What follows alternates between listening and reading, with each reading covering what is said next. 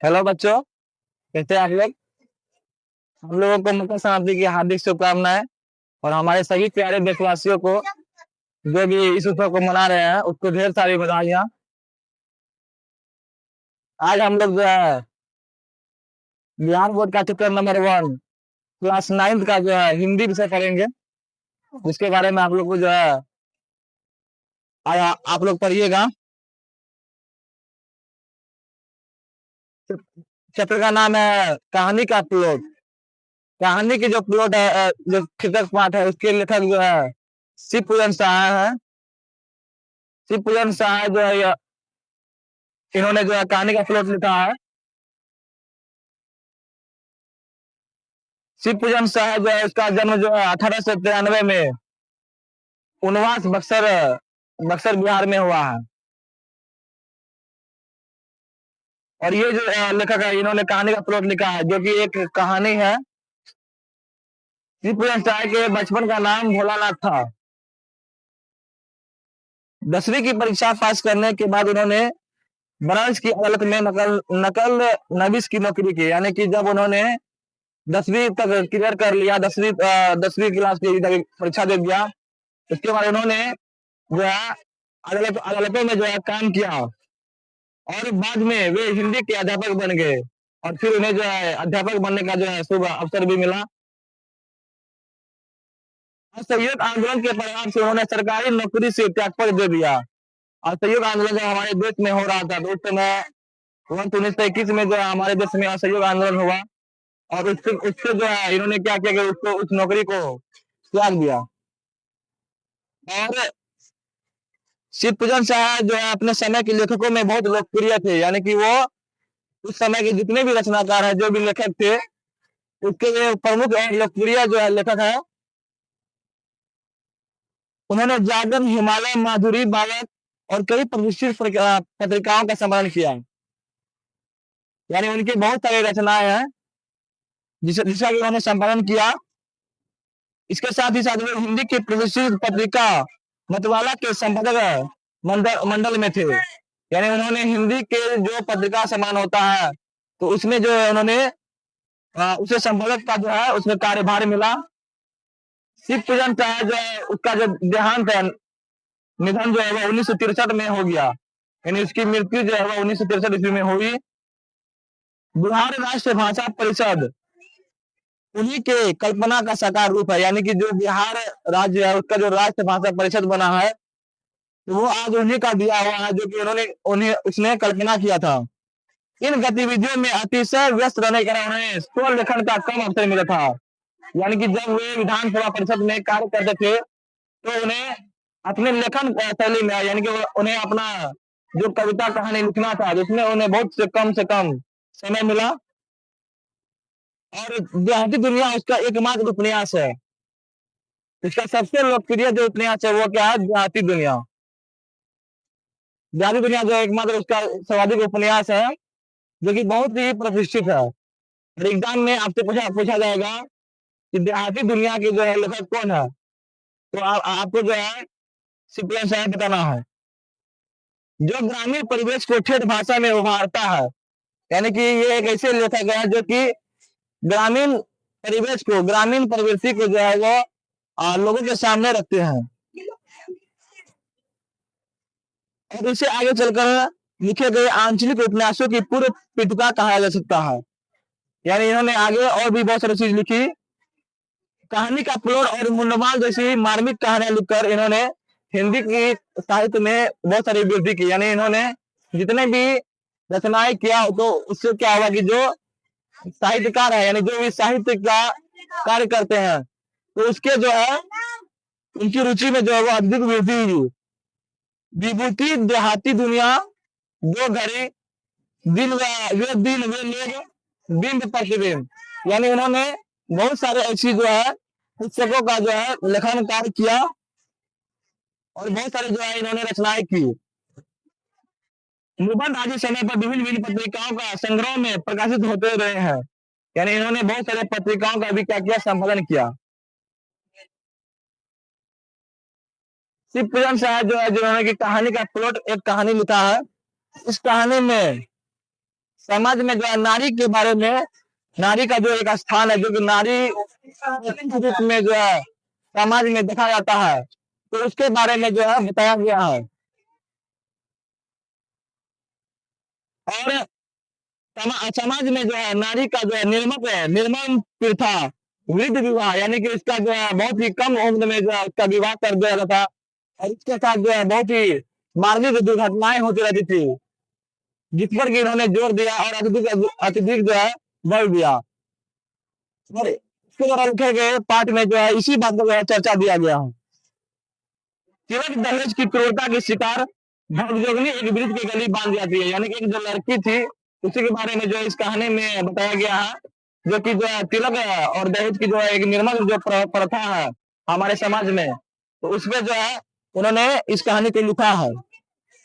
तरुणाई प्राप्त करते करते वो विधवा हो जाती है, यानी कि वो जो है बाद में फिर जो है वो विधवा भी हो जाती है, और उन्हें अपने सौतेले बेटे की पत्नी का दुर्भाग्य स्वीकार होता है, यानी कि वो अपने बेटे के ही जो पत्नी फिर बाद में वो बन जाती है, जो कि उसे एक दुर्भाग्य स्वरूप मिलता है। तो इस पाठ में इसी के बारे में जो है चर्चा दिया गया है, और हम जो है इसके आगे जो है इसका चैप्टर पढ़ेंगे। इस चैप्टर का जो नाम है वो है कहानी का प्लॉट, यानी कहानी का प्लॉट जो है, जो कि सिप्लियन शाह ने लिखा है। तो सिप्लियन शाह तो ये कहते हैं कि मैं एक कहानी लेखक नहीं हूँ, यानी वो अपने आप में कह रहे हैं कि मैं जो है एक लेखक नहीं हूँ, जबकि उन्होंने खुद जो है इस लेखन का जो है रचना किया है।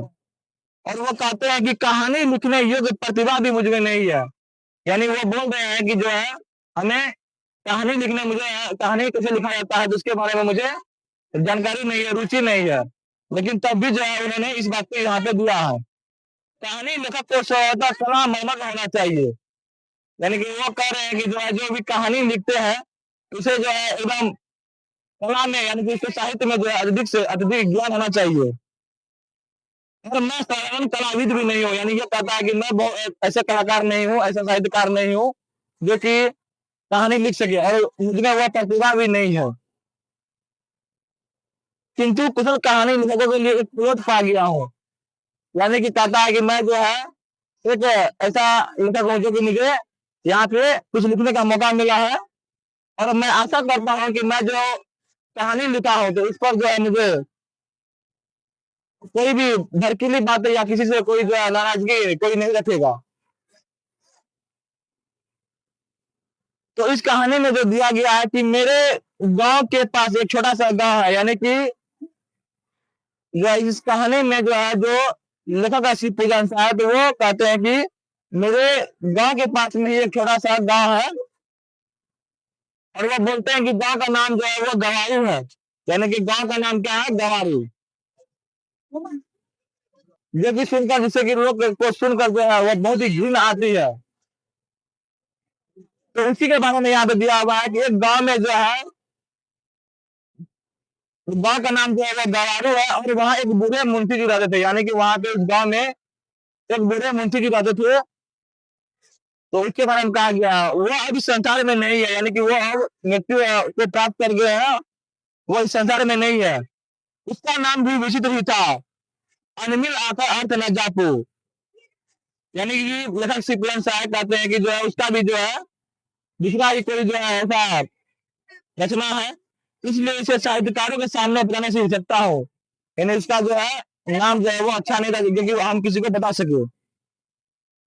खैर उनके एक पुत्री थी जो कि अब तक मौजूद है, यानी कि उस जो वो मंत्री थे उसकी एक बेटी थी, एक पुत्री थी, जिसका नाम जिसका नाम जो था वो भगजोगनी है, यानी उसका नाम भगजोगनी था।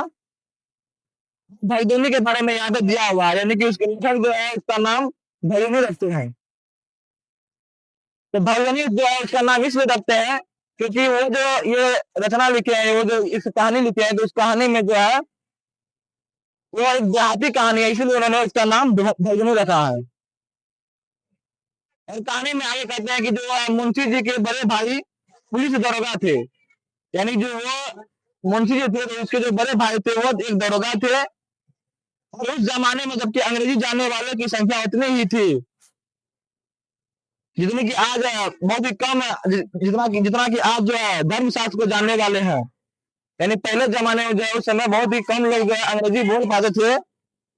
इसलिए उर्दूदार लोग भी ऊंचे ऊंचे ऊंचे ओहदे पाए थे। यानी कि जो ऐसा जो व्यक्ति था जो कि अंग्रेजी बोलना आसान जानता था, तो वो ही जो है अधिक से अधिक जो है ओहदे पाए थे, उन्हें ही सरकारी नौकरी का अवसर मिलता था।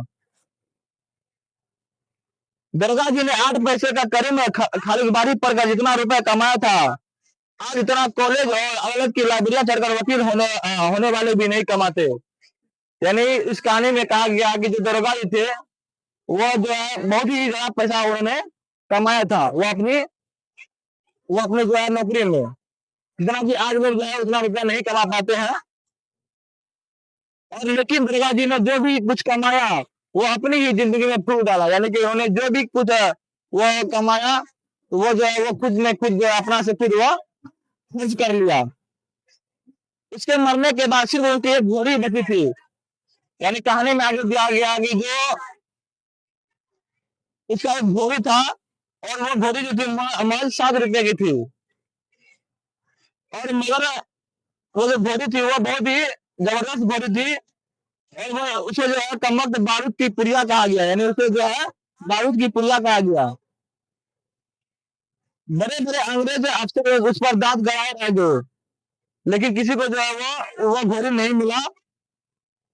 और उसी घोड़ी की वजह से उनकी तरक्की रुक गई। लेकिन आखिरी दम तक वो अफसरों के झपके में ना आए। यानी कि उस जो घोड़ी था तो उसको कोई भी नहीं दिया। और बहुत ही मेहनती, ईमानदार, चालाक, मुझसे होते हुए भी वो दरोगा के दरोगा ही रह गए। यानी वो जो दरोगा थे, लेकिन वो दरोगा ही दरोगा रह गए, और वो आगे नहीं बढ़ पाए।